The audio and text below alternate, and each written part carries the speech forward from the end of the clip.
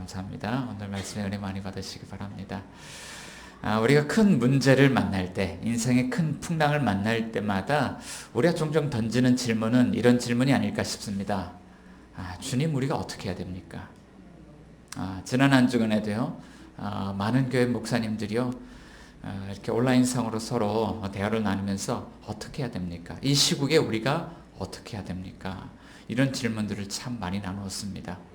자, 그런데 그러고 보면 이것은 오늘 우리만의 질문은 아니고요, 성경 속에서 계속 나오는 이야기예요.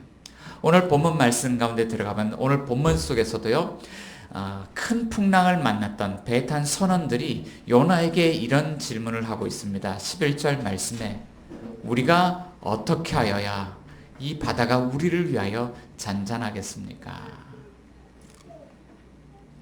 자, 여러분들 그렇게 질문할 때가 있죠? 어떻게 하여야 합니까?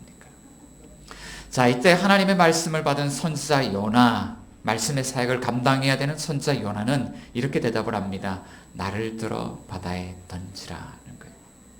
자, 그리고 오늘 본문 속에서는 결국 선원들이 요나를 이 풍랑이 일어나는 바닷속에 집어 던지는 이런 이야기를 하고 있습니다.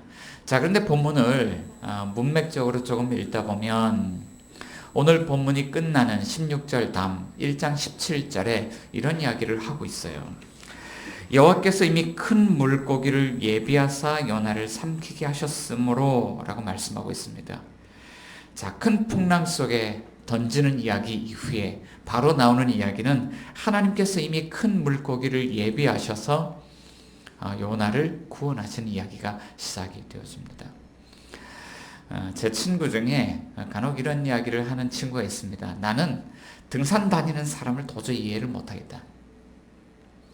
자, 올라가면 다시 내려올 거를 왜 굳이 그런 땀을 흘려가며 힘들게 올라가느냐. 나는 절대로 등산을 하지 않겠다. 물론 등산을 하시는 분들 이야기를 들어보면 여러 가지 이유들이 있습니다. 자, 그럼에도 불구하고 이 친구는 등산에 대해서 아주 부정적인 그런 시각을 갖고 있습니다. 다시 내려올 거 못하러 올라가냐. 그런데 오늘 본문의 이야기가 좀 그런 것 같아요. 하나님께서 큰 풍랑을 일으키시고 이 배를 뒤집어 엎으실 것처럼 하시면서 결국 요나를 큰 풍랑 속에 집어 던지게 하십니다. 그런데 하나님이 큰 물고기를 예비하셔서 요나를 건지신다는 이야기를 이어가고 있는 것입니다. 자, 건져낼 요나를 하나님 왜 큰 풍랑 속에 던지실까요?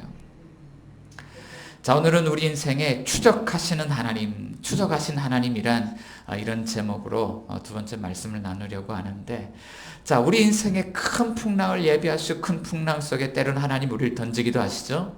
그런데 하나님은 우리를 구원하실 계획도 갖고 있습니다. 자, 그런데 이 큰 풍랑에 던지는 일을 통해서 하나님께서 도대체 우리 인생에 어떤 문제들을 다루어 가실까라는 주제를 오늘 본문에서는 다루고 있는 것입니다. 자, 만일 하나님 우리를 큰 풍랑 속에 던지시고 다시 건져내신다면 하나님이 무엇을 행하시려는 것일까요? 자, 첫째로 하나님은 이 큰 풍랑 속에 던져지는 일을 통해서 회개하지 않는 우리의 완고한 마음을 다루신다. 회개치 않는 우리의 완고한 마음을 하나님이 다루신다는 것을 오늘 본문은 말씀하고 있습니다. 자, 11절 말씀 가운데 배의 선원들이 요나에게 이렇게 물었습니다. 자, 우리 11절 12절 같이 한번 읽어보겠습니다. 시작. 바다가 점점 흉흉한지라 무리가 그에게 이르되 우리가 너를 어떻게 하여야 바다가 우리를 위하여 잔잔하겠느냐 하니 그가 대답하되 나를 들어 바다에 던지라. 그리하면 바다가 너희를 위하여 잔잔하리라. 너희가 이 큰 폭풍을 만난 것이 나 때문인 줄을 내가 아노라 아니라. 아멘. 자, 우리가 어떻게 해야 됩니까? 자, 그때 선지자가 제안하는 해결책은 이것입니다. 나를 들어 바다에 던지라. 그리하면 바다가 너희를 위하여 잔잔하리라. 자, 그렇게 되는 이유는 너희가 이 폭풍을 만난 것이 나 때문인 줄을 내가 아노라. 나를 들어 바다에 던지라는 것입니다. 자, 그런데 오늘 본문에서 요나가 제안하는 이 해결책 가운데 중요한 한 단어가 있습니다. 요나서 1장에서는 이 단어가 4번이나 반복되면서 아주 중요한 단어로 우리에게 이렇게 읽혀지고 있습니다. 자, 이 던지라는 단어가 처음 사용된 것은요, 요나서 1장 4절이에요. 요나서 1장 4절 말씀 가운데 보면 여호와께서 큰 바람을 바다 위에 내리심에, 여기서 내리셨다라고 하는 것이 던지셨다는 것과 원어상 같은 그런 단어입니다. 자, 하나님께서 이 큰 바람을 바다에 던지신 것 때문에 큰 풍랑이 일어나고 배가 거의 깨지게 되고 지금 선원들이 지금 아주 난리가 나는 것입니다. 자, 그런데 이 던지다, 여호와께서 던지셨다는 이 던지다라는 단어의 의미를 찾아보면 이것은 전쟁터에서 장수가 상대편 장수를 향해서 그를 죽이기 위해서 창이나 칼과 같은 무기를 있는 힘껏 던지는 것을 의미합니다. 전쟁터에서 만약에 상대편 장수를 만났는데 이 창을 어설프게 던진다. 자, 이것은 무기를 하나 소비하는 것일 뿐만 아니라 큰 위험을 자초할 수 있습니다. 그러니까 무기를 던질 때는요, 있는 힘껏 정확성을 가해서 그렇게 던져야 되는 것입니다. 그런데 하나님이 요나가 배를 타고 하는 이 바다 가운데 큰 바람을 그렇게 던지셨다는 거예요. 자, 하나님은 이 상대편 적장을 죽이기 위해서 바람을 던지셨어요.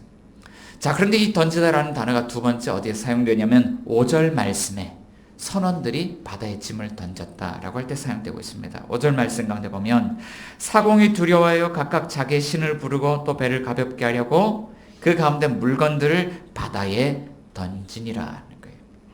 자, 지난주에 말씀 나누면서 이 물건들이 어떤 물건들인지를 좀 나누었습니다. 이 물건들은요, 그냥 짐가방이 아니에요. 자, 이 물건들은요, 다시스로 보내는 이 배에 교역할 그런 물건들, 무역할 물품들을 싣고서 가는 그런 짐들입니다. 자, 그러니까 누군가 이것을 돈을 들여서 물건을 보내고 있는데 이 물건을 던진다라고 하는 것은요, 결국 살아남았을 때 배상해야 될 그런 물건들인 거예요. 자, 그러니까 이 선원들이 물건을 집어 던진다는 것은 자신들이 큰 풍랑 속에서 생존하기 위해서 전투적으로, 필사적으로 물건을 바다에 던졌다는 의미입니다. 자, 하나님이요, 전투적으로 바람을 던지셨어요. 자, 그런데 이 선원들은요, 살기 위해서 필사적으로 짐을 던지고 있어요. 자, 그런데 이 던지라는 표현을 자, 누가 사용하고 있냐면 12절 말씀에 요나가 해결책으로 이렇게 제안하는 거예요. 나를 바다에 던지라는 것입니다. 자, 이 풍랑을 잔잔케 하기 위해서 지금 이 풍랑의 원인이 된 그 요나 자신을 던져야만 이 풍랑이 잔잔해질 수 있다고 말하고 있는 거예요. 자, 그러고 보면 요나의 대답이 갑자기 꽤나 영적으로 변한 것처럼 들립니다. 이제까지 하나님께서 아무리 큰 바람을 던지고 큰 풍랑을 일으키셨어도 요나가 꿈쩍대지 않고 반응이 없었는데, 자, 지금 선원들에게 무엇이라고 이야기하냐면 나 때문이라고, 나를 바다에 던져야 너희가 산다고 이렇게 이야기를 하고 있는 거예요. 자, 요나가 이 큰 풍랑을 보면서 갑자기 양심의 가책을 느끼고 마음이 찔려서 회개하는 마음으로 이런 이야기를 하고 있는 것일까요? 아니면 이 큰 풍랑, 자기 때문에 일어나는 이 큰 풍랑 속에서 사투를 벌이고 있는 이방인 선원들을 보니까 갑자기 마음에 연민이 느껴지고 자비와 긍휼한 마음이 넘쳐서 이런 이야기를 하고 있는 것일까요? 자, 그런데 오늘 본문 말씀에 이어지는 내용들을 보면 요나의 마음이 무엇인지를 쉽게 파악하기가 어렵습니다. 요나의 마음이 무엇인지를 알기가 어려워요. 여기 두 가지 이유가 있는데요. 자, 요나가 이 풍랑은 나 때문입니다. 나를 던져야 여러분들이 바다에서 삽니다. 자, 이런 이야기를 하고 있는데, 그런데 전혀 요나는요, 회개하는 모습을 보이지 않습니다. 어떤 양심의 가책이 느껴져서 회개하는 마음으로 이런 이야기를 했다면 요나는요, 이렇게 해야 됩니다. 당장에 무릎을 꿇고 하나님 앞에, 하나님, 제가 잘못했어요. 저 때문에 이런 일이 일어났습니다. 하나님, 이제 하나님 저를 용서해 주신다면 제가 돌이켜서 니느웨로 가서 하나님의 말씀을 전하겠습니다. 이런 반응이 나왔어야 돼요. 그런데 그런 반응이 나오지 않고 있다는 거예요.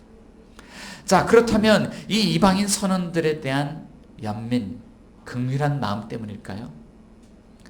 자, 그런데 요나의 태도를 보면요, 결국 요나서 4장 가서 요나는 어떤 태도를 보여주고 있냐면, 자, 이런 우여곡절 끝에 결국 요나는요, 니느웨로 가긴 가요. 가서요, 하나님이 여러분들에게 진노하셨습니다. 여러분 회개하고 돌이키세요 라고 말씀을 선포합니다. 자, 그리고 니느웨 사람들이요, 우리 큰일 났다, 회개하자. 그러고 전 국가적으로 회개하는 모습을 보게 돼요. 근데 요나서 4장이 어떤 내용을 다루고 있냐면, 하나님께 요나가 불평해요. 하나님께 그럴 줄 알았어요. 니느웨 사람들이 회개할 줄 알았어요. 하나님 그들을 용서해 주실 줄 알았어요. 제가 그게 싫어서 그렇게 빠르게 도망을 쳤던 거예요. 하나님, 이게 뭡니까? 그러면서 이제 하나님 앞에 불평하는 내용들이 있어요. 그러니까 요나 마음속에는요, 애초에 어떤 마음이냐면 이방인들에 나아가서 그들에게 나아가서 하나님의 말씀을 전하고 자, 그들에게 복음을 전할 의향이 있습니까? 없습니까? 그런 의향이 없다는 거예요. 자, 그렇다면 도대체 무엇 때문에 요나가 여러분 이 풍랑은 나 때문입니다. 나를 던져야 여러분이 삽니다. 무엇 때문에 이런 이야기를 하고 있는 것일까요? 요나의 마음의 동기는 무엇일까요? 자, 지금 요나는 분명 이렇게 이야기를 말하고 있어요. 여러분, 제가 문제입니다. 제가 죄인입니다. 지금 저 때문에 이런 풍랑이 일어났습니다. 지금 이 일에 대한 이 큰 책임이 자신에게 있다는 사실을 잘 알고 있습니다. 자, 그렇지만 마음은 어떨까요? 그럼에도 불구하고 요나의 마음은 자신의 죄인됨을 인정하고 그 죄인됨을 회개하고 돌이켜서 하나님의 말씀에 순종할 의사가 전혀 없다는 거예요. 마음이 없다는 거예요. 머리로는 알지만 마음이 없어요. 그리고 하나님께서 자신에게 주셨던 말씀, 너는 일어나 니네웨로 가서 하나님의 말씀을 전하라고 하는 이 사명에 대해서요.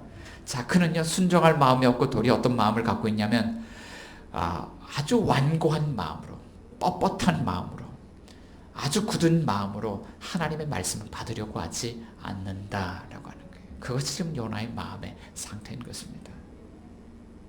우리도 그럴 때가 있습니다. 예수 그리스도의 복음을 듣고 믿음으로 복음을 받아들이고 기뻐서 신앙생활을 시작을 하고 하나님의 말씀을 듣고 묵상하고 이 말씀을 우리의 삶에 적용해서 말씀대로 살아가야지. 우리도 그럽니다. 자, 우리가 때로는 정말 믿음의 사람으로 살아가는 것 같습니다. 그런데 어쩌다가 때로는요, 삶의 모든 영역에서 말씀에 의지해 살아가는 것 같지만 어떤 일부의 삶의 영역에 대해서는 우리의 마음이 완고할 때가 있다는 거예요. 하나님 우리에게 용서하라고 말씀하신데, 하나님 저 도저히 이 사람만큼은 용서하지 못하겠어요. 하나님 저 지금 이 일이 너무나도 중요한데 이 일을 꼭 해야 합니다. 하나님 시간을 또는 물질을 이 시간 양보할 수 없습니다. 하나님 저는 제가 사람들과 이런 관계를 맺고 있는데 정말 이 관계를 끊어버릴 수가 없습니다. 이것만큼 제가 하나님 말씀에 순종하지 못하겠습니다. 자, 그러면서요, 우리의 삶의 영역의 일부 가운데 말씀에 순종하지 못하는 일들이 있다는 것입니다. 자, 그런데 이런 영역들 때문에 하나님께서는 하시는 일이 있다는 거예요. 말씀에서요, 가까워지는 것이 아니라 그 말씀으로부터 멀어질 때 하나님께서는 우리 인생의 큰 풍랑을 통하여서 그 완고한 마음의 문제를 다루기를 원하신다는 거예요. 자, 결국 큰 풍랑에 던지는 일을 통해서요, 우리 마음을 부드럽게 하시는 것입니다. 자, 그런데 오늘 본문의 말씀은 이런 과정을 통해서 하나님께서 또 우리에게 깨닫게 하시는 것이 있다고 말씀합니다. 둘째는요, 하나님이 주님이시라는 사실입니다. 자, 이 모든 일의 시작과 끝을 누가 이끌고 가고 계신가? 누가 다스리고 계시는가? 하나님이 하신다는 거예요. 자, 우리가 고집을 피우고 우리가 하는 것 같습니다. 자, 그럼에도 불구하고 성경은요, 우리가 하는 것 같아 보이지만 하나님이 하신다고 말씀하고 있는 거예요. 자, 요나가 이제 해결책을 제안했습니다. 나를 들어 바다에 던지라. 자, 그런데 13절 말씀은 이렇게 시작합니다. 그러나 라는 단어예요. 자, 13절 같이 한번 읽어보도록 하겠습니다. 시작. 그러나 그 사람들이 힘써 노를 지어 배를 육지로 돌리고자 하다가 바다가 그들을 향하여 점점 더 흉흉함으로 능히 못한지라. 자, 나를 들어 바다에 던지십시오. 그러면 여러분들을 위해서 바다가 잔잔해질 것입니다. 자, 13절에 그러나 라고 시작하죠. 선원들이 어떻게 했다는 이야기입니까? 요나의 말대로 했습니까? 자, 그러나 선원들은 요나의 제안대로 하지 않고 자기들의 방식대로 문제를 해결하려고 했다는 거예요. 자, 그것이 어떤 방법이냐면 힘써 노를 저어 이 큰 풍랑을 뒤로하고 다시 육지로 돌아가는 일이었습니다. 자, 이런 말로 보아서는 아마도 이 선원들이 육지로 돌아갈 수 있다고 생각을 했던 것 같아요. 요빠 항구에서 떠나온 지 얼마 안 되었으니까 저 등대가 있는 요빠로 다시 돌아갈 수 있다고 생각을 했던 것 같습니다. 자, 그러고 보면 요나서 1장의 말씀은 이 큰 풍랑이 일어나는 이 하나님의 진노와 심판에 대해서 이 이방인 선원들이 요나보다 낫다는 것을 우리에게 보여주고 있어요. 선원들이 요나보다 낫습니다. 어떤 면에서 그럴까요? 여호와께서 큰 바람을 던지시고 큰 풍랑을 일으키셨을 때 요나는 반응하지 않지만 이방인 선원들은 반응하고 있어요. 그들은 두려워합니다. 그들은 누군지 모르지만 각자의 신을 찾으면서 부르짖으면서 구원해 달라고 기도하고 있습니다. 그리고 그들은 배에 있는 짐들을 바다에 다 던져가면서까지 살려고 몸부림을 치고 있습니다. 자, 게다가 요나가 이 큰 풍랑의 원인이라는 것을 알았잖아요. 자, 그럼에도 불구하고 이 요나를 태우고 다시 육지로 돌아가기 위해서 힘써 노를 저으며 안간힘을 다하고 있다는 거예요. 하나님의 선지자는 말씀에 반응하잖아요. 하나님의 역사에 반응하잖아요. 그러나 이방인 선원들은 반응하고 있다는 거예요. 자, 게다가 두 번째, 이방인 선원들이 이런 면에서 더 낫습니다. 요나 선지자는 아주 자기중심적입니다. 그러나 그들은 공동체 정신을 가지고 있다는 거예요. 6절 말씀부터 11절 말씀까지 가장 많이 반복되는 단어 중에 하나는 우리라는 단어입니다. 그리고 6절 말씀 가운데 선장은 이런 데 관심을 갖고 있습니다. 자, 반응하지 않은 요나를 꾸짖으면서 뱀이 창에 가서 잠든 요나를 꾸짖으면서 일어나서 내 하나님께 구하라. 혹시 하나님이 우리를 생각하사 망하지 아니하게 하시리라. 지금 이 선장과 선원들은 어떤 데 관심이 있냐면 우리가 함께 살아남는 것, 함께 생존하는 것에 대해서 관심을 갖고 있는 것입니다. 자, 그런데 이들은 요나보다 또 나은 한 가지 모습이 있습니다. 자, 그들은 이웃들에 대한 선한 양심을 가지고 있습니다. 자, 이 큰 풍랑의 원인이 요나였다면, 어쩌면 요나를 던져서 우리가 살 수 있다면, 자, 그들은 바로 요나를 바다에 던졌을지도 몰라요. 자, 그러나 그들은요, 아주 선한 양심을 갖고 있어요. 이방인들이었지만 자신들에게 잘못한 것이 없는 이 요나에 대해서 바다에 던지지 않고요, 그를 태우고 힘써 노를 저어 육지로 돌아가고자 했다는 것입니다. 자, 그럼에도 불구하고 오늘 본문의 말씀을 보면 그들의 노력은 성공으로 돌아갔나요? 실패로 돌아갔나요? 실패로 돌아갔어요. 13절 말씀 가운데 보면 바다가 점점 더 흉흉함으로 그들이 능히 하지 못했다라고 말씀하고 있다는 거예요. 자, 그들은 하나님께서 내리신 이 자연의 재앙 앞에서, 자연의 힘 앞에서 자, 그들은 스스로를 구원할 수 없었습니다. 자, 그러면 모든 것이 다 실패로 돌아가요. 요나는 하나님의 말씀을 버리고 자기 멋대로 이렇게 도망을 칠 수 있을 거라고 생각했습니다. 자, 하기 싫은 이 상황으로부터 자신을 구원할 수 있다고 생각했습니다. 성공했습니까? 실패로 돌아갔습니다. 자, 그리고 이방인 선원들은 자신들이 열심히 노력하고 자신들이 가진 모든 자원을 동원해서 모든 대가를 지불하면서까지 노력을 하면 성공할 수 있다고 생각했어요. 자신들을 구원할 수 있다고 생각했어요. 성공했나요? 자, 그러니까 우리 마음대로 하는 방식도 성공하지 못하고요, 열심히 노력하는 방식도 우리를 이 재앙에서 건져내지 못했다는 거예요. 자, 그러고 보면 이 성경은 오늘 우리에게 이것을 말씀하고 있습니다. 우리는 우리 자신에 대해서 절대로 구원자가 될 수 없다는 거예요.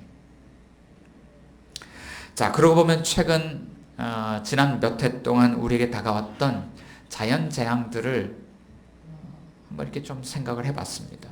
어떤 재앙들이 찾아왔을까? 엄청난 재앙들이 찾아왔더라고요. 인도네시아 쓰나미, 아이티 지진, 뉴질랜드 화산 폭발, 호주 산불, 몽골 사막화, 또 전 세계에 임했던 기근과 가뭄, 또 이 동아시아 지역에 있는 초미세먼지, 또 쓰나미로 인한 일본 후쿠시마 원전 폭발 사고, 아프리카 돼지열병, 또 중국의 메뚜기 재앙, 사스, 메르스, 조류 독감, 또 심지어는 사람 전염병, 신종 코로나 바이러스까지 가축과 조류를 뛰어넘어 피조 세계를 뛰어넘어서 사람에게까지 미치는 온갖 재앙들이 우리에게 찾아온 것을 이렇게 돌아보게 돼요. 자, 사람들은 이런 재앙들에 대해서 쉽게 해석을 내리기도 합니다. 하나님께서 이 세상의 죄에 대해서 믿지 않는 불신자들, 비신자들에 대해서 하나님이 심판을 내리셨다고. 자, 그리고 이것을 갖다가 상대방을 비난하는 도구로 사용을 하기도 합니다. 자, 그렇지만 우리는 조심스럽게 접근해야 됩니다. 왜냐하면 하나님께서 심판하셨다고 하는 그 대상들 중에는 하나님의 백성으로서 이 고난을 당하는 사람들도 포함되어져 있기 때문에. 자, 그래서 우리는요, 악인의 형통, 의인의 고난의 문제도 있기 때문에 이런 문제는 신중하게 접근해야 합니다. 자, 그렇지만 재앙을 바라볼 때 우리는 모든 재앙이 자, 이것의 결과라고 우리는 성경을 통해서 이야기를 하고 있습니다. 분명 재앙은 사람들이 하나님 앞에 죄악을 저지른 죄에 대한 결과인 것입니다. 자, 만일 하나님께서 우리의 죄에 대한 결과로서 이런 재앙을 내리시고 우리를 심판하신다면, 자, 그러면 우리는 어떻게 하나님에 대해서 반응해야 될까요? 자, 우리는 분명 어떤 식으로든 하나님께서 우리에게 말씀하실 때, 하나님께서 어떤 일을 주관해 가실 때 우리는 하나님께 반응해야 됩니다. 가장 좋은 반응은요, 이런 일들을 다른 사람들을 비난하는 도구로 사용할 것이 아니라 우리 자신의 죄인됨을 돌아보고 회개하고 돌이켜서 다시 하나님의 말씀으로 돌아가고 하나님의 백성으로 돌아가고 하나님의 자녀로 돌아가서 사는 것입니다. 자, 그런데 오늘 본문 속에 보면 자, 요나는 반응하지 않고 있어요. 자, 그렇지만 요나보다 더 나은 반응을 보였던 이방인 선원들이요, 결국 더 나은 반응을 보였습니다. 자, 14절 말씀 가운데 보면 자, 그들은 이런 이야기를 하고 있습니다. 자, 그들이 능히 할 수 없음을 깨달았을 때 무리가 여호와께 부르짖어 이르되, 자, 가운데 내용을 생략하고 자, 그 14절 하반절 말씀 보면 주 여호와께서는 주의 뜻대로 행하심이니이다 라고 말씀하고 있죠. 하나님이 누구십니까? 여호와 하나님 누구십니까? 주님이십니다. 자, 이 모든 일의 시작과 끝에 당신께서 이 모든 일을 주관하고 계십니다. 당신이 계획하신 일이라면 그 어떤 사람도 이것을 멈출 수가 없을 것이고, 당신이 계획하신 일이라면 반드시 진행할 것입니다. 자, 그들은요, 큰 풍랑을 만났어요. 큰 풍랑 속에서 그들은 다시스로 갈 수 없다는 것을 깨달았습니다. 그런데 배를 돌이켜서 뒤로 돌아올 수 없다는 것도 깨달았어요. 그는 이 큰 풍랑 속에 그들이 갇혔다는 것을 깨달았어요. 그때 그들이 이런 고백을 하는 거예요. 하나님, 당신이 주님이십니다. 우리는 당신을 막을 수 없습니다. 이렇게 말씀하고 있는 거예요. 자, 그렇다면 하나님께서 이 모든 일의 주권이 하나님께 있음을 우리에게 알게 하십니다. 자, 이것을 통해서 우리에게 무엇을 깨닫게 하시려는 것일까요? 자, 오늘 설교의 가장 중요한 부분은 바로 이 부분입니다. 자, 하나님은 우리에게 한 사람의 희생을 통해서 모든 사람이 살게 된다는 이 대속적 은혜를 깨닫게 하신다. 성경 우리에게 말씀하고 있죠. 자, 대속적 은혜가 우리를 살게 한다는 거예요. 자, 이제 선원들은 자신들의 무능한 그 한계를 깨닫고 요나가 제안한 방법 외에는 길이 없다는 것을 알고 이제 기도의 자리로 나아갑니다. 14절 같이 한번 읽어봅시다. 무리가 여호와께 부르짖어 이르되 여호와여 구하고 구하오니 이 사람의 생명 때문에 우리를 멸망시키지 마옵소서. 무죄한 피를 우리에게 돌리지 마옵소서. 주 여호와께서는 주의 뜻대로 행하심이니이다. 아멘. 자, 5절 말씀 가운데 보면 자, 그들은 누구에게 기도했었나요? 각자의 신에게 기도했었어요. 자, 그런데 요나와 함께하는 일을 통해서요, 그들이 무엇을 깨달았나요?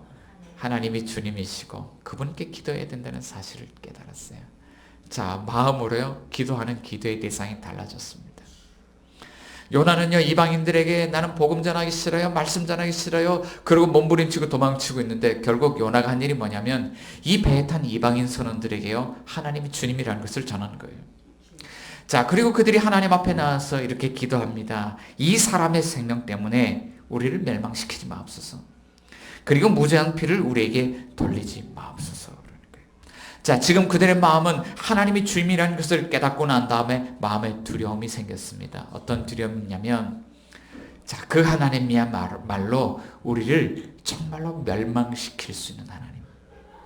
그 하나님이야말로 정말로 우리에게 이 죄에 대한 책임을 물으실 수 있는 하나님.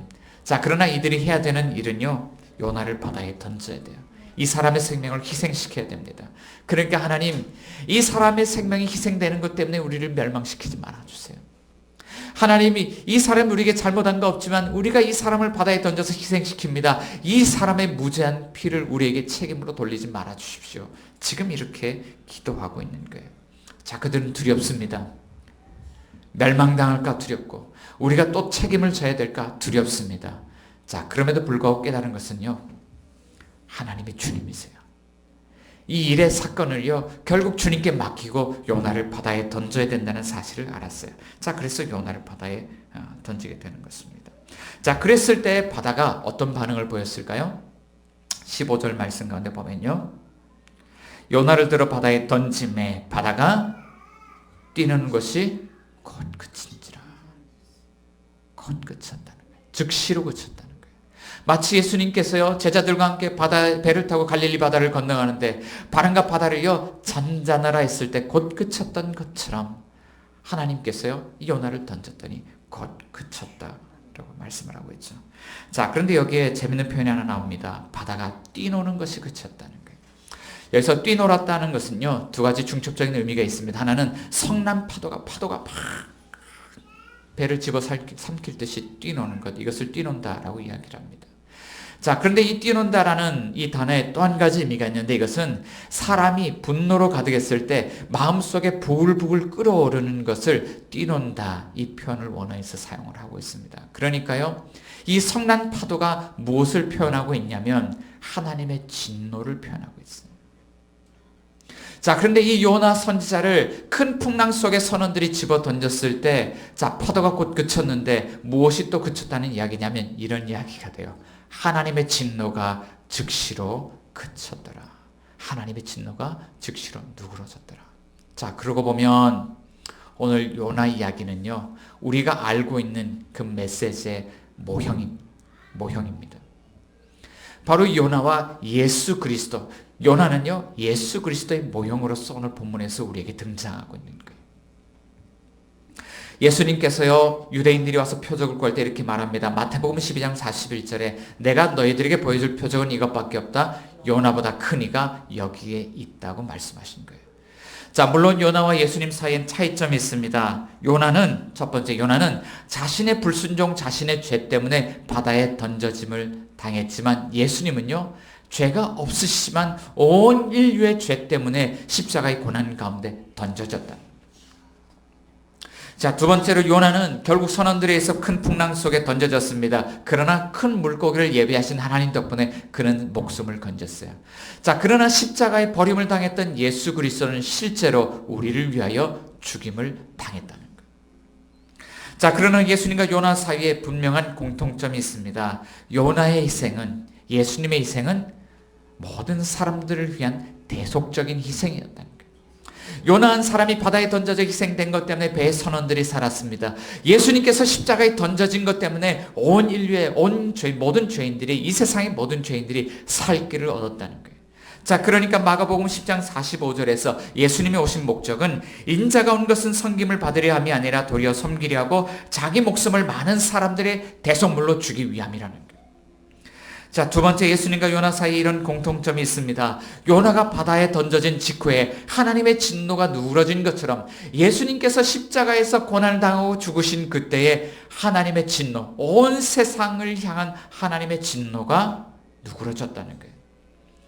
자, 이것을 이렇게 표현합니다. 사도 바울은 로마서 3장 25절 말씀 가운데 예수님이 우리를 위한 화목제물, 하나님의 진노를 누그러뜨리는 화목제물이다 라고 이야기를 하죠. 로마서 3장 25절 말씀 보면 이 예수를 하나님이 그의 피로써 믿음으로 말미암는 화목제물로 세우셨으니 이는 하나님께서 길이 참으시는 중에 전에 지은 죄를 관가하심으로 자기의 의로우심을 나타내려 하심이니 예수님이 화목제물이라는 거예요. 자, 이런 관점에서 자크 엘릴이라는 신학자는 요나에 대해서 이렇게 이야기를 했습니다. 요나는 희생양의 역할을 맡았다. 그는 예수 그리스도의 모형으로서 한 측면을 나타낸다고 말합니다. 정죄당한 요나의 희생은 분명 함께 배에 탄 선원들의 생명을 구원하는 것이었는데, 만일 희생당하는 자가 하나님의 아들 예수 그리스도라면, 자, 그가 사람들의 생명을 구원한다는 것은 더욱 분명한 사실이다. 자크 엘렐은 이렇게 이야기를 했습니다. 자, 그런데 이것을 우리가 잘 알고 있잖아요. 그런데 이런 이야기를 들으면서도 나의 이야기로 받아들이지 못할 때가 있습니다. 자, 왜냐하면 우리는 오늘 본문 속에 등장하는 이 낯선 하나님 만나는 것을 꺼려하기 때문에. 여러분, 하나님이 나에 대해서 큰 풍랑을 일으키실 정도로 진노하셨다고 생각해 본 적이 있습니까? 만일 하나님이 우리에게 진노하셨다면 우리는요, 당황할 뿐 아니라요, 그런 하나님에 대해서 매우 낯설어합니다. 지난주에 여러 목사님들이 온라인 예배를 드리는 것이 맞냐 맞지 않냐, 통합측, 합동측, 고신측, 대신측, 교단과 교파를 초월했어요. 각 교단마다 이런 설전이 벌어졌습니다. 맞냐 안 맞냐, 우리가 공공선을 추구할 것인가, 아니면 이 한 번도 포기해 본 적 없는 중세시대 또 근현대시대 그렇게 핍박을 받으면서도 포기해 보지 않은 예배를 포기할 것인가. 이것을 가지고요, 맞냐 안 맞냐 많은 논란들이 있었어요. 그런데 이야기를 나누다가요, 의미 있는 어떤 분의 말이 제 마음에 와서 꽂혔습니다. 어떤 분이 이렇게 이야기를 했다는 거예요. 하나님께서 한국교회의 예배를 얼마나 받기 싫으셨으면 한국교회의 문을 닫으시고 예배를 받으시기를 거절하실까. 분명 우리는 인생의 제1의 목적이 하나님께 영광을 돌리고 예배 드리는 것이라고 우리는 분명하게 굳게 믿고 있습니다. 그렇지만 이 이야기를 듣고요, 굉장히 마음에 좀 고민이 되는 부분이 있었어요. 한국교회가 얼마나 하나님의 말씀에서 멀리 도망쳤고 얼마나 많이 멀어져 있으면 하나님께서 이렇게 문을 닫으면서까지 이렇게 우리의 예배에 대해서 다시 한번 고민을 하게 하시는가.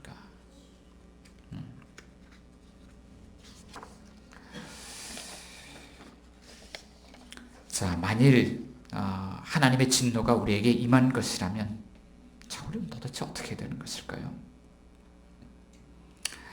코로나 사태를 통해서요, 오늘 본문에 비춰서 코로나 사태를 한번 비추어 본다면, 오늘 본문은 우리에게 이것을 이야기하고 있죠. 우리는 하나님의 하시는 일에 반응해야 합니다. 자신을 돌아보아야 합니다. 하나님의 진노에 대해서 우리는 묵상해야 됩니다. 그것을 묵상해야 되는 이유는, 우리는요, 사랑하시는 하나님만을 묵상한다면 우리는 반쪽짜리 신앙생활을 하고 있는 거예요. 하나님의 진노에 대해서 바르게 이해하지 않는다면 우리에게 자비와 긍휼을 베푸시는 사랑이 넘치는 그 하나님에 대해서 반쪽만 알고 있는 거예요. 하나님의 거룩, 하나님의 진노를 알아야 하나님 우리는 바르게 이해할 수 있습니다. 왜 그럴까요? 하나님께서는 우리에 대한 그 진노를 갖다가 누구에게 쏟아붓고 계시냐면, 우리를 대신해서 그 진노의 자리에 서 계시는 우리 주 예수 그리스도, 모든 사람을 대신해서 큰 풍랑에 던져진 요나, 그 요나보다 더 크니 우리를 대신해 진노의 자리에 서 계시는 그 예수 그리스도 때문에 우리는 하나님의 사랑이 얼마나 크고 깊은 것인지를 더 깨닫게 되기 때문이에요. 예수님이 우리를 대신해 진노의 잔을 받으셨습니다. 그 진노의 잔에는 단 한 방울까지도 주님이 다 마셨어요.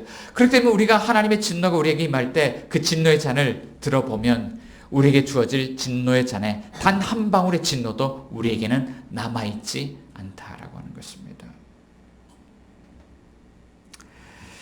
그렇다면 오늘 이 코로나 재앙, 이 사태가 벌어지고 있는 이때에, 온라인 예배를 드리고 있는 이때에 우리는 어떻게 해야 되겠습니까? 처음에 이런 질문을 시작했습니다. 우리가 어떻게 해야 됩니까? 우리는 이 재앙의 시작과 끝이 하나님께 있다는 사실을 알고 다시 회개의 자리로 돌아가야 합니다. 그리고 이 말씀을 다른 사람들을 비난하는 도구로 사용할 것이 아니라 오늘 우리에게 적용해서 우리가 하나님 앞에 회개하고 돌이켜야 하고, 우리가 하나님 앞에요, 정말 두려운 마음을 가지고 예배를 회복해야 하는 것입니다. 오늘 보면 16절 말씀 가운데 보면 이 선원들이 하나님이 이렇게 만났습니다. 그 사람들이 여호와를 크게 두려워하여 여호와께 제물을 드리고 서원을 하였더라. 하나님이 이제 이 재앙을 일으키신 분이 당신인 것을 알았습니다. 이제 이 제물 드리고 하나님 앞에 나아가오니 이제 우리가 하나님의 백성으로 살아가겠습니다. 이방인 백성들, 그 선원들이 하나님께 돌아왔다는 것입니다.